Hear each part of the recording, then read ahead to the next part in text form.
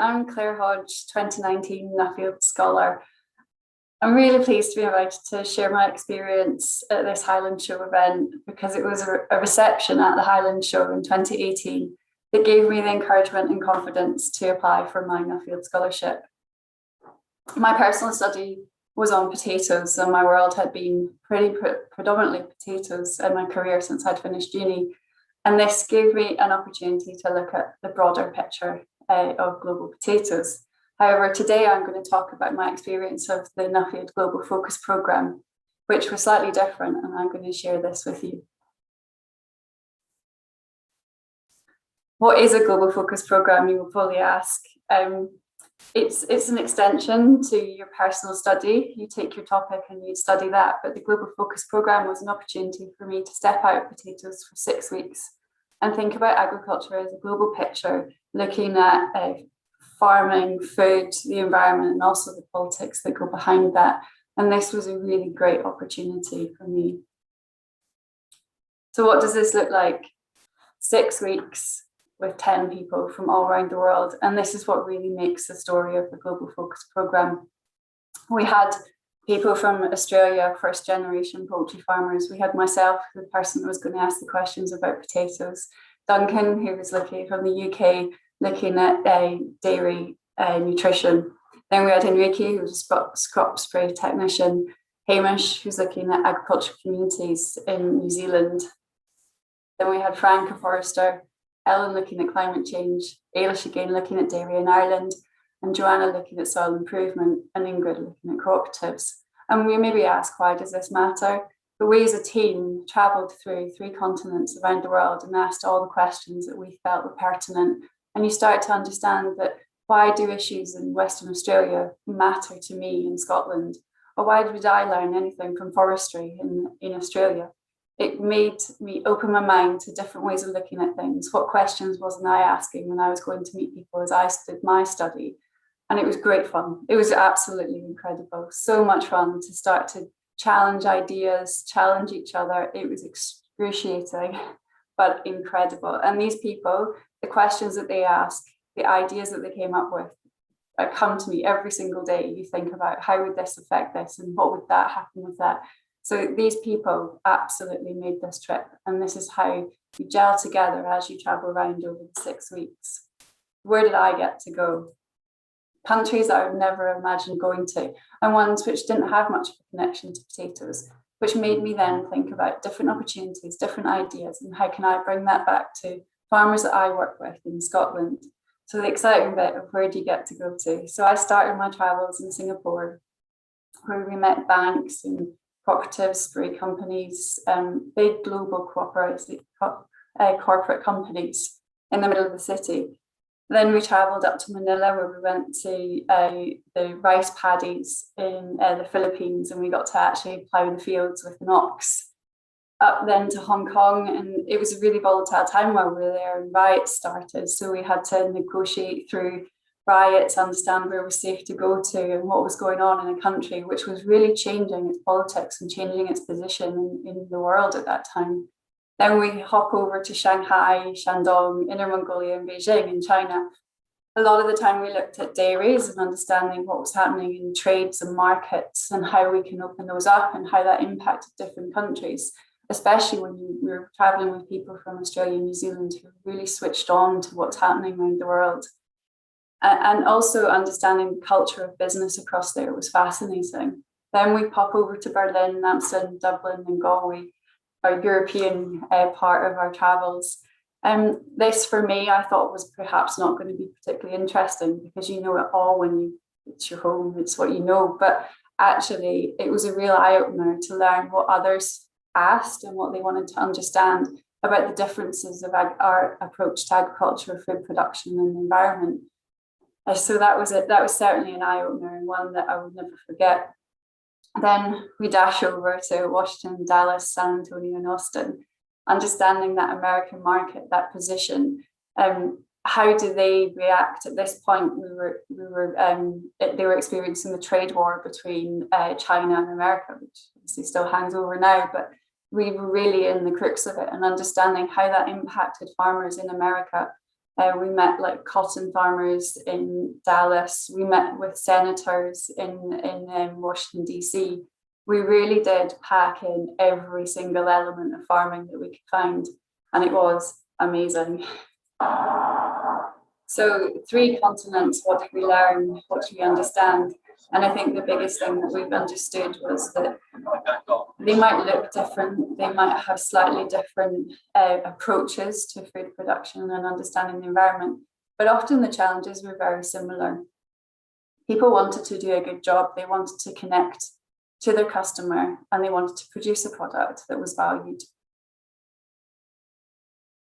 Another challenge that we really felt when we were in China is the food security picture and how important that is to them.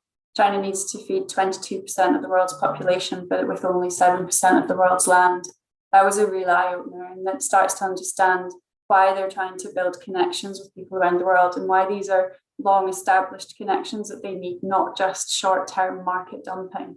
And that became very apparent when we visited dairies that were connected to businesses in New Zealand, and understanding how the dynamics of those relationships work and how important it is for the future of people of China.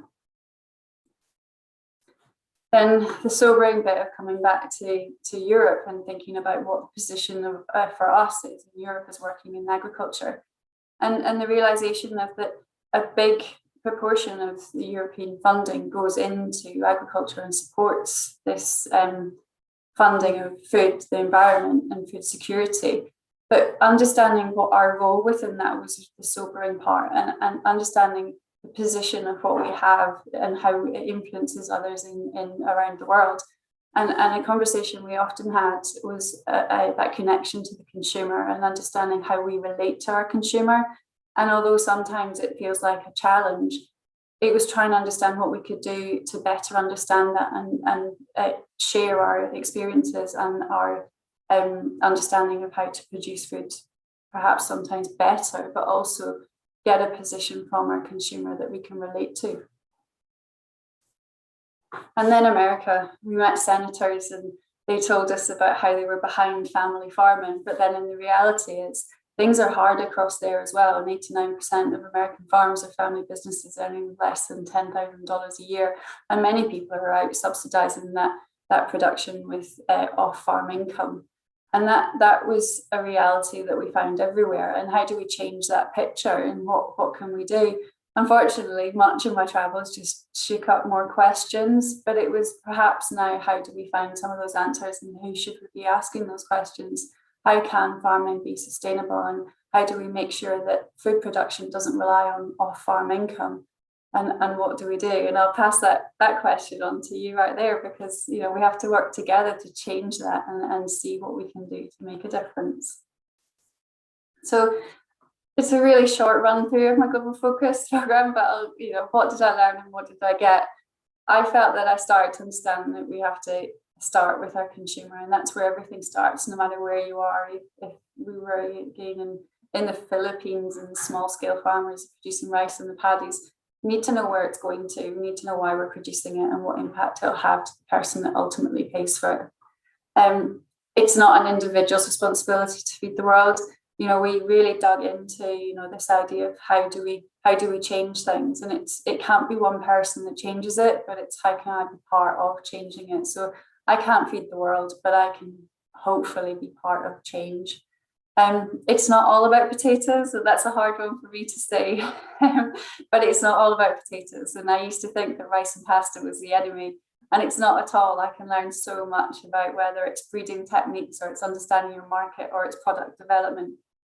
There's something everywhere that I can learn from, and I have to remember to step out and bring stuff back as opposed to just always starting with my potatoes.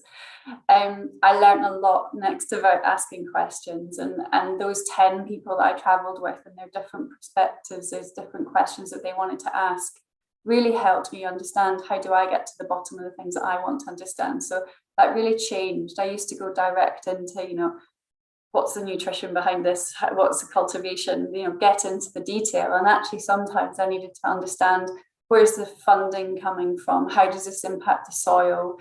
And these were all questions that were coming from my peers as we travelled around, and they kind of left them all with me. There's always lots more to learn. And again, I've said that there's more to learn. It's left me with a lot more questions than answers, but it's certainly, it's filled me full of wanting to learn more. And I think that everybody will tell you that Nuffield's done that. It's just, it gives you this hunger to ask more questions and learn more. And I suppose finally, it's friends for life, people I can go to and ask stuff. As I say, in Brazil, if it's in Australia, New Zealand, we regularly catch up and talk about how did we get through COVID, what's that doing to our markets, what's happening in agriculture, and also just what's happening in each other's lives. And it's wonderful. It's an amazing opportunity to meet people and be part of something that's really special.